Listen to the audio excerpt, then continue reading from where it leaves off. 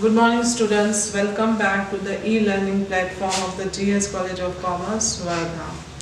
We had seen in the earlier video the types of banks and what is the meaning of the bank. Today we will just see the meaning or definition of the bank as well as the functions of the bank. Okay.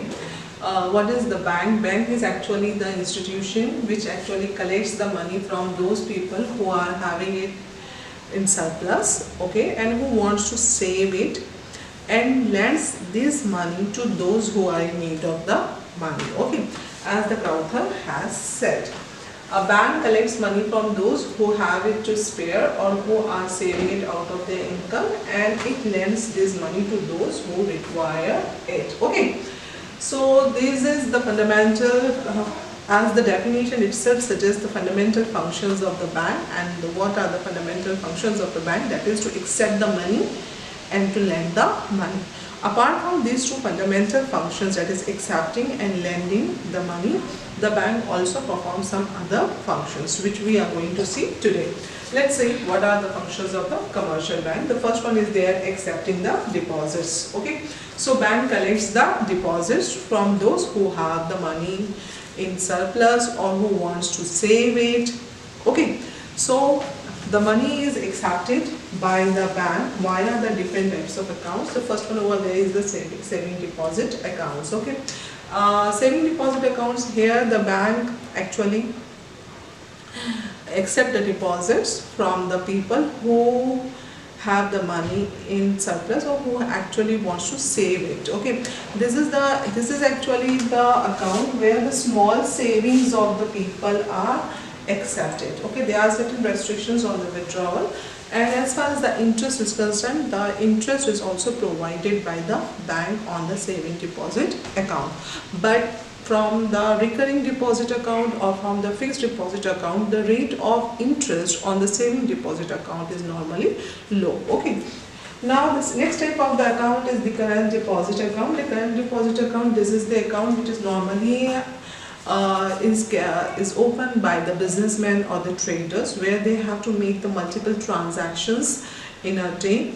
So in this type of accounts, whenever the individual wants to do the business of the banking or the business of the banking, or we can say whenever he wants to deposit the money in the bank or to withdraw the money in the bank, a trader normally has such type of the account, that is the current deposit account. In such type of the account, basically no interest is paid by the bank. Indeed, the bank actually charges the certain fees from the customers for keeping such type of the accounts, okay. So the current deposit account or current account. Then the next one is their recurring deposit account, whereby the individual actually every month a fixed sum of money is actually saved and deposited in the recurring deposit account, okay. Basically this type of account is open for a specified period of time, that is for the 1 year, for the 2 years, for the 5 years also, and the interest is provided on the amount which is deposited by the individual, okay. But this interest on the recurring deposit account, the interest rate is normally low as compared to the fixed deposit account.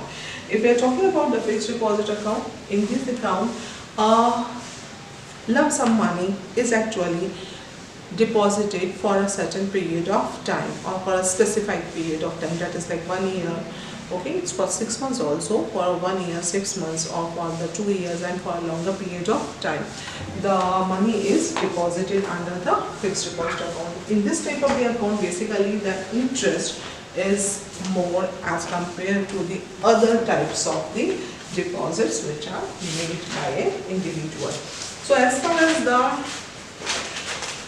bank is concerned, the bank actually accepts the money from the public via the saving account, current account, recurring account, and fixed deposit account.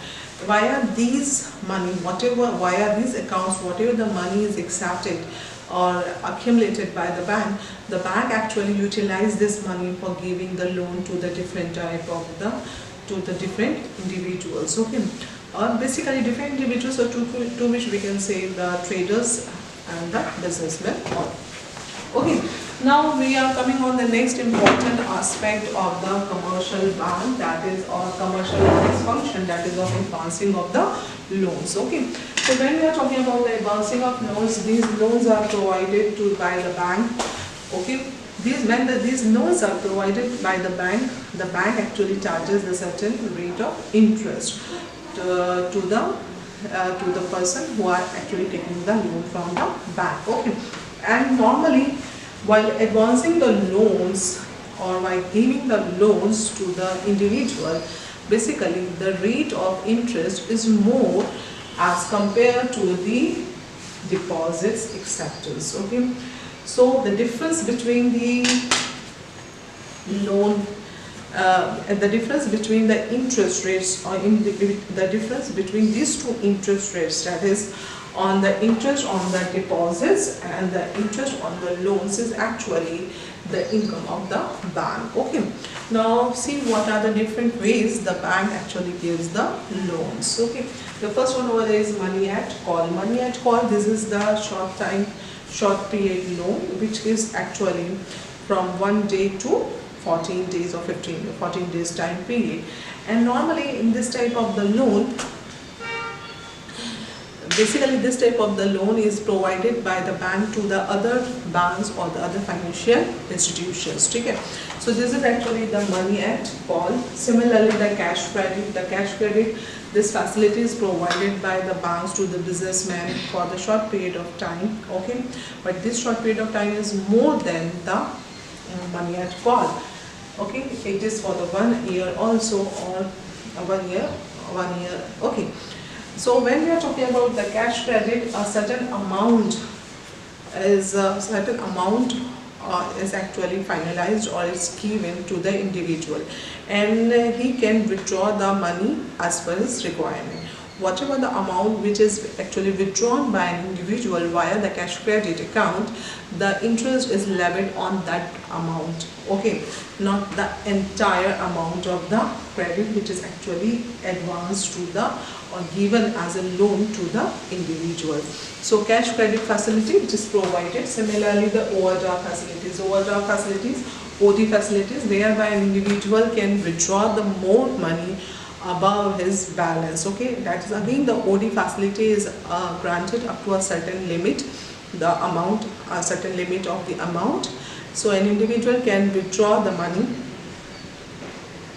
above his balance. Okay, if suppose his balance is 0 also, then also up to a particular sanction limit he can withdraw the money, and that is called the OD, overdraft facility. On the overdraft facility, the interest is charged. Okay, the next one is there the discounting of the bill of exchange. The bill of exchange is basically used in the credit transactions, whereby debtor actually sign the bill of exchange and gives it to the creditor, and this after stipulated period of time the money is given by the debtor to the creditor. Okay, but in between this time period, if the creditor is in need of the money, so what he does, he actually discounts this bill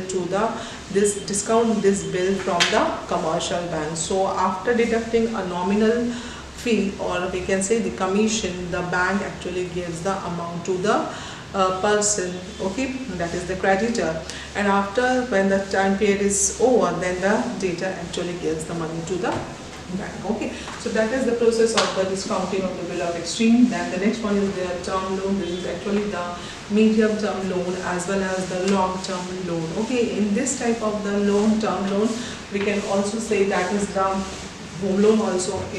Home loans also comes similarly. So nowadays the consumer, for buying the consumer durables, the bank also provide the credit loan facility or credit facility to the individual. Okay, so the term loans. So there is also the personal loan also. So via these type of the different types of accounts, the bank actually lends the money to the individual, to the trader, to the businessman, as well as the companies. Okay, so these are the advancing of loans. Now the next one is there the credit creation.